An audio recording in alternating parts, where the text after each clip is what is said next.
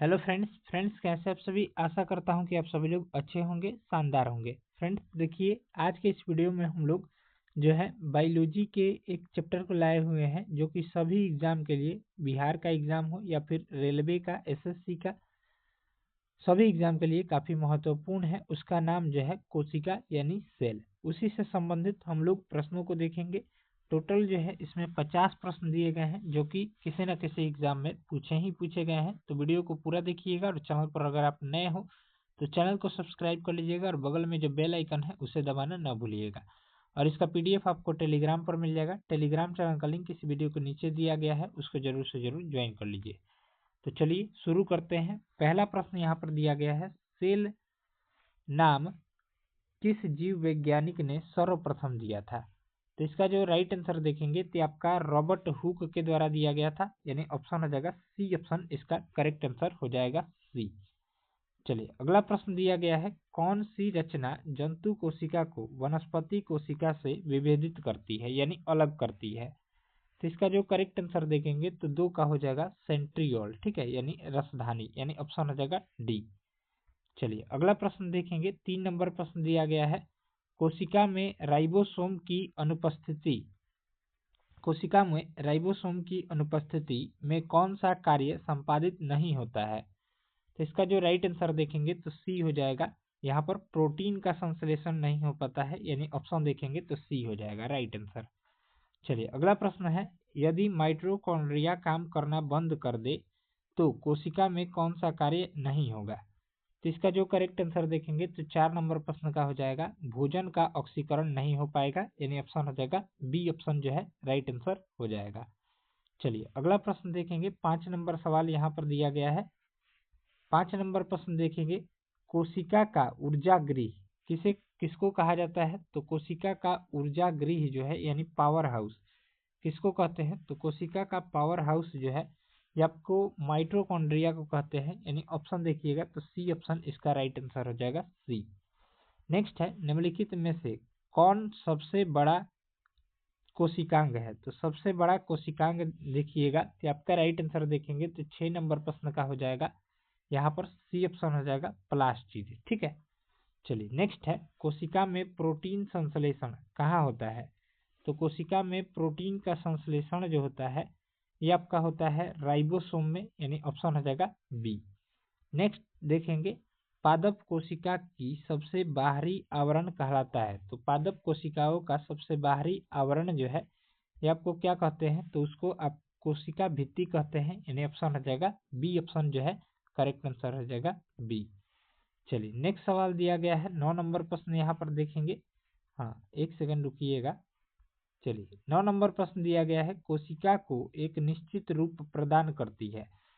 तो कोशिका को एक निश्चित रूप कौन प्रदान करती है? तो राइट आंसर देखेंगे तो 9 नंबर प्रश्न का हो जाएगा यहाँ पर बी ऑप्शन करेक्ट आंसर हो जाएगा कोशिका भित्ति।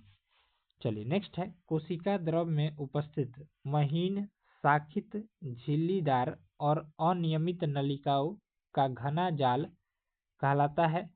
कि आपका क्या कहलाता है? तो करेक्ट आंसर देखिएगा तो 10 नंबर प्रश्न का हो जाएगा अंतः प्रद्रव्य जालिका, यानी इंडोप्लाज्मिक रेटिकुलम कहलाता है, यानी ऑप्शन हो जाएगा डी। चलिए अगला प्रश्न देखेंगे, निर्माण प्रोटीन निर्माण का सक्रिय स्थल कौन सा है? तो प्रोटीन निर्माण का सक्रिय स्थल देखिएगा तो आपका राइट आंसर देखेंगे तो 11 नंबर प्रश्न का हो जाएगा बी ऑप्शन राइबोसोम हो जाएगा, यानी ऑप्शन हो जाएगा बी। चलिए अगला प्रश्न है, कौन सा कोशिकांग केवल पादप कोशिका में पाया जाता है? तो आपका राइट आंसर देखेंगे तो 12 नंबर सवाल का राइट आंसर हो जाएगा डी ऑप्शन उपरोक्त सभी, यानी कोशिका भित्ति, लवक और रिक्तिकाएं जो है केवल पादप कोशिकाओं में ही पाई जाती है। चलिए नेक्स्ट सवाल दिया गया है 13 नंबर, कोशिकीय श्वसन का सक्रिय स्थल है। तो कोशिकीय श्वसन का सक्रिय स्थल हो जाएगा ये आपको कौन सा है? तो आपका माइटोकॉन्ड्रिया हो जाएगा, ऑप्शन हो जाएगा बी ऑप्शन जो है इसका राइट आंसर हो जाएगा माइटोकॉन्ड्रिया। चलिए अगला प्रश्न देखेंगे, अवर्णी लवक ल्यूकोप्लास्ट जिसको बोलते हैं मुख्यतः पाए जाते हैं। तो आपका किसमें पाए जाते हैं? तो आपका जड़ों की कोशिकाओं में पाए जाते हैं, यानी ऑप्शन हो जाएगा ए ऑप्शन करेक्ट आंसर हो जाएगा ए। चलिए अगला प्रश्न देखेंगे, 15 नंबर सवाल यहाँ पर दिया गया है, फूलों और बीजों को विभिन्न प्रकार के आकर्षक रंग कौन प्रदान करता है? तो फूलों और बीजों के विभिन्न प्रकार के आकर्षक रंग जो है ये आपको कौन प्रदान करता है? तो क्रोमोप्लास्ट जो है प्रदान करता है, यानी ऑप्शन हो जाएगा बी। नेक्स्ट है पत्तियों का हरा रंग कौन प्रदान करता है? तो पत्तियों को हरा रंग जो है ये आपका क्लोरोप्लास्ट प्रदान करता है, ऑप्शन हो जाएगा बी। अगला प्रश्न है कोशिका की आत्महत्या की थैली किसे कहा जाता है? तो कोशिका की आत्महत्या की थैली जो है लाइसोसोम को कहा जाता है, यानी ऑप्शन हो जाएगा ए। नेक्स्ट है लाइसोसोम में पाए जाने वाला वह एंजाइम जिनमें जीव द्रव का घुला देने या नष्ट कर देने की क्षमता होती है, घुला देने या फिर नष्ट कर देने की क्षमता होती है, वह कौन सा है? सबका राइट आंसर देखेंगे तो हाइड्रोलाइटिस एंजाइम है, ठीक है, ऑप्शन हो जाएगा डी ऑप्शन इसका करेक्ट आंसर हो जाएगा 18 का डी। चलिए अगला सवाल देखेंगे। 19 नंबर सवाल यहाँ पर दिया गया है 80% से अधिक सेल कोशिका में पाया जाने वाला पदार्थ कौन सा है? आपका राइट आंसर देखेंगे तो 19 नंबर प्रश्न का हो जाएगा जल पाया जाता है, यानी ऑप्शन हो जाएगा डी। ये बीपीएससी 1994 में पूछा गया सवाल है।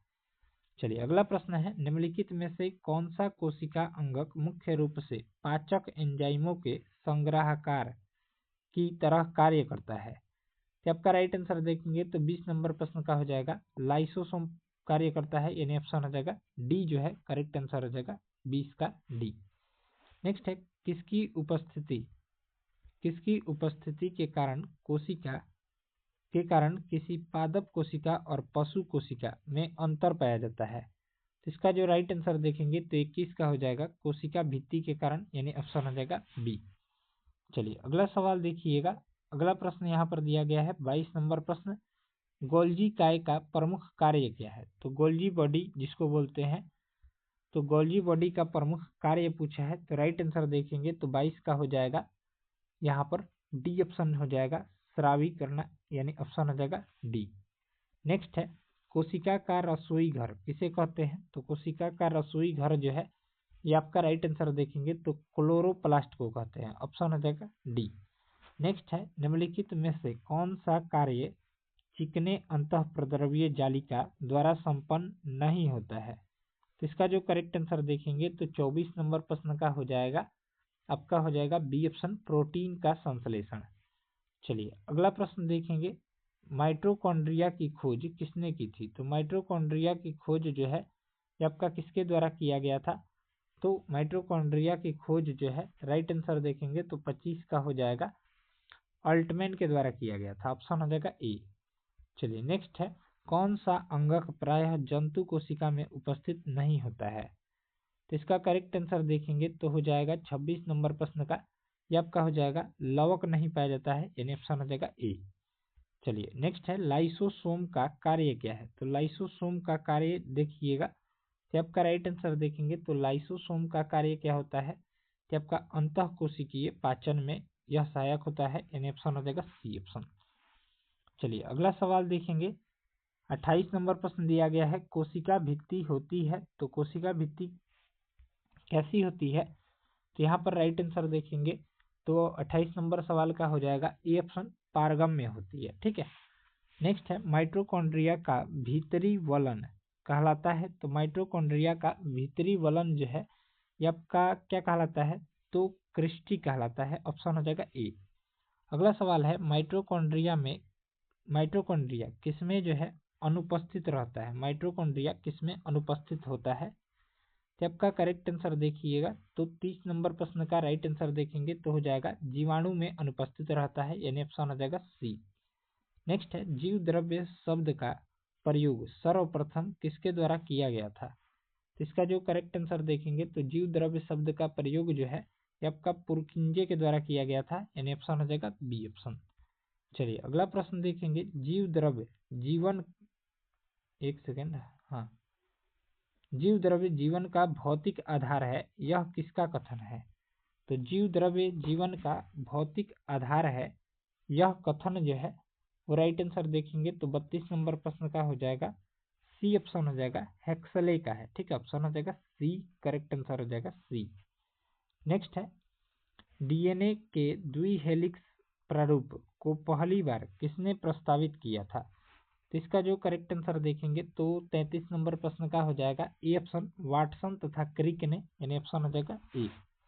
चलिए अगला प्रश्न है न्यूक्लियस यानी न्यूक्लियस की खोज, केंद्रक की खोज किसने की थी? तो इसका करेक्ट आंसर देखिएगा 34 नंबर प्रश्न का हो जाएगा रॉबर्ट ब्राउन के द्वारा किया गया था, यानी ऑप्शन हो जाएगा डी। नेक्स्ट है कोशिका की क्रियात्मक गतिविधियां नियंत्रित होती है, तो आपका करेक्ट आंसर देखेंगे तो 35 नंबर प्रश्न का हो जाएगा केंद्रक द्वारा, यानी ऑप्शन हो जाएगा डी ऑप्शन। चलिए अगला सवाल देखेंगे, यहाँ पर दिया गया है, अगला सवाल देखिएगा गुणसूत्र शब्द प्रदान किया था, यानी क्रोमोसोम शब्द प्रदान किया था, तो किसने प्रदान किया था? तो इसका राइट आंसर देखेंगे तो 36 का हो जाएगा वर्ल्डेयर ने, यानी ऑप्शन हो जाएगा बी। चलिए अगला सवाल है अंतः प्रद्रव्य जालक यानी इंडोप्लाज्मिक रेटिकुलम की खोज किसने की थी?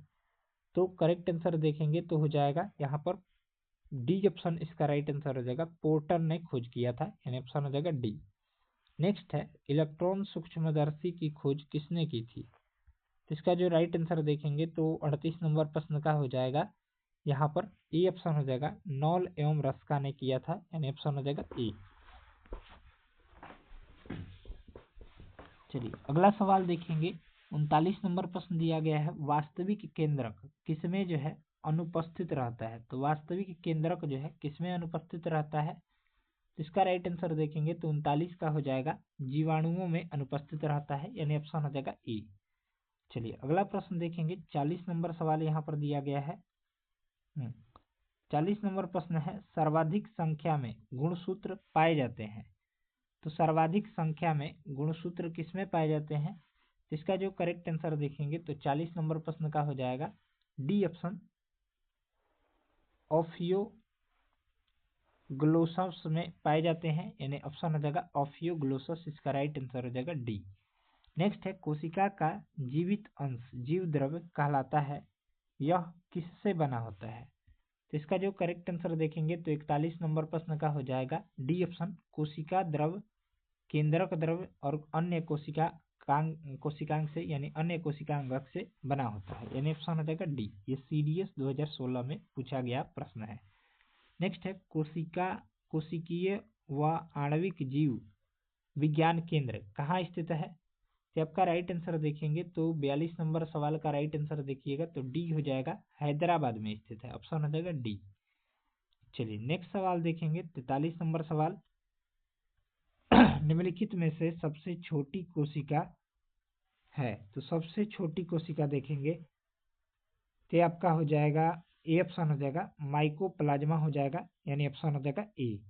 चलिए नेक्स्ट है कोशिका के बारे में निम्नलिखित में से कौन सा सही नहीं है, यानी कौन सा कथन गलत है? तो इसका राइट आंसर देखेंगे तो 44 नंबर प्रश्न का हो जाएगा डी ऑप्शन गलत है, सभी देह ऊतकों में एक ही प्रकार की कोशिकाएं विद्यमान रहती है, यही गलत है, बाकी सभी सही दिए गए हैं। चलिए अगला प्रश्न देखेंगे 45 नंबर सवाल